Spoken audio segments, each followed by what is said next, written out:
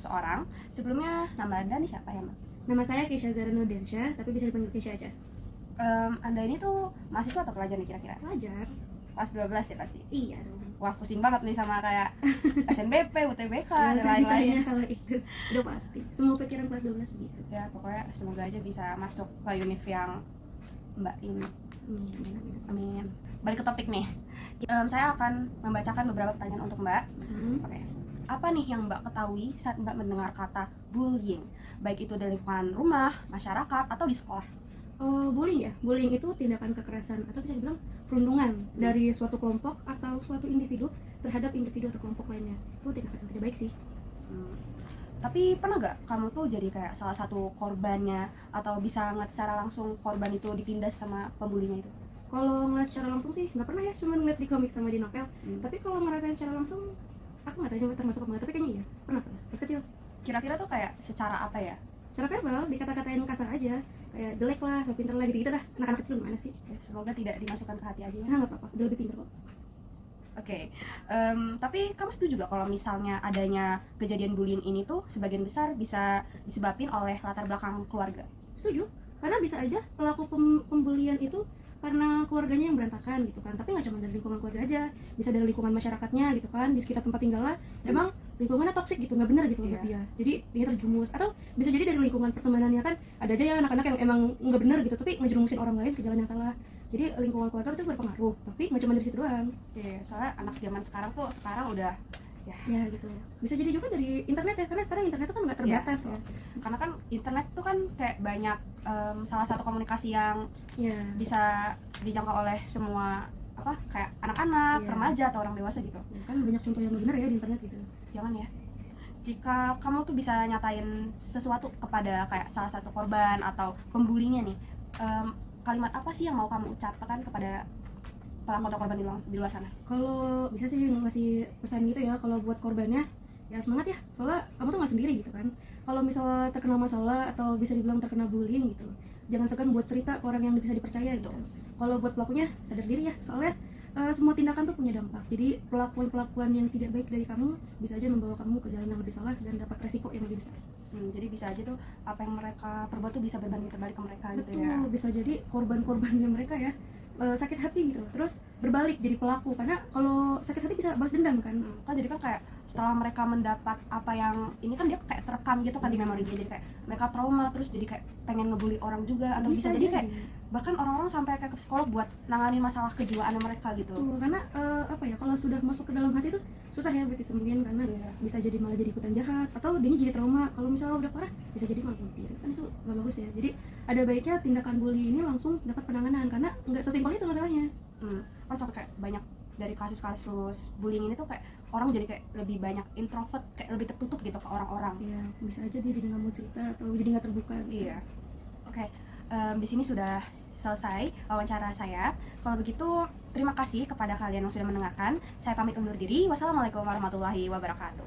Kita akan menanyakan tentang penyebab kasus bullying. Menurut kamu, apa tanggapan mengenai kasus bullying? Kasus bullying menurut aku tuh bikin anak-anak jadi takut buat punya temen, jadi dia ngurung dirinya sendiri, terus akhirnya dia nggak mau sekolah juga, itu bisa jadi, dan dia jadi pendiam gitu, takut buat ngapa-ngapain. Berarti dampak bullying tuh kayak besar banget ya kalau buat korban gitu. Terus menurut kamu gimana sih tanggapan tentang kasus bullying yang biasanya ya sering banget nih terjadi, bahkan di lingkungan kelas pun bisa, gimana? Harusnya sih kalau emang di kelas ada bully itu ada yang ngebilangin ke antara guru atau ke ketua kelasnya buat dicegah, karena itu kan masing teman kita juga, dan harusnya saling membela teman kita yang dibully dan ngasih tahu ke gurunya itu kalau misalnya ada pembulian, bisa jadi buat nanti orangnya itu diketemuin kena sanksi. Oh, jadi kayak misalkan ada teman kita yang dibully, itu kita mesti ngasih tahu guru yang pihak yang berwenang gitu ya, buat diberikan sanksi kepada orang yang telah membuli. Ya udah, oke, itu saja tanggapan kasus bullying dari kamu. Siapa? Saya Natasha Ulia.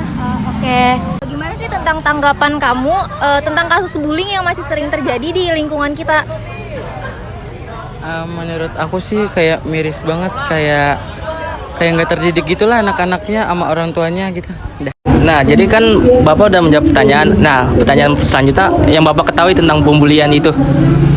Pembulian itu kalau dibilang ya pengeroyokan lah, pengeroyokan di zaman sekarang itu sudah pengeroyokan terhadap satu siswa ataupun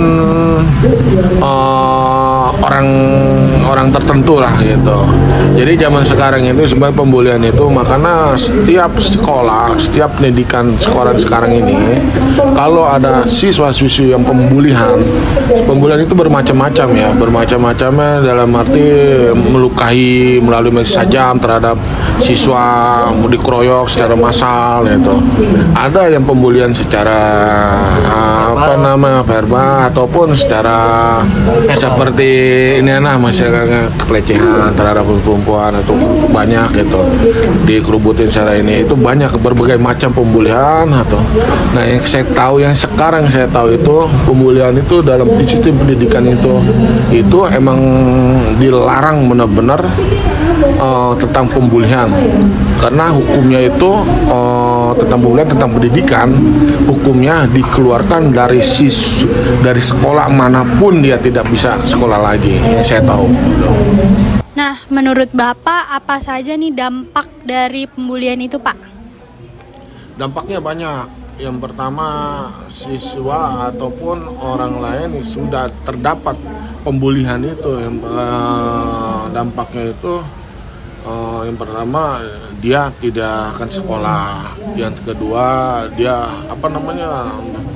dia selalu ingat-ingat atas pengeroyokan atau pembulian, yang ketiga itu dampaknya itu emang dia akan teringat terus lah, nilai-nilai positifnya dia akan untuk maju ke depannya itu, dia untuk sekolah ke depannya itu dampaknya itu dia nggak bakalan untuk ini tanpa ada pengobatan psikiater. Ya, makasih ya Pak.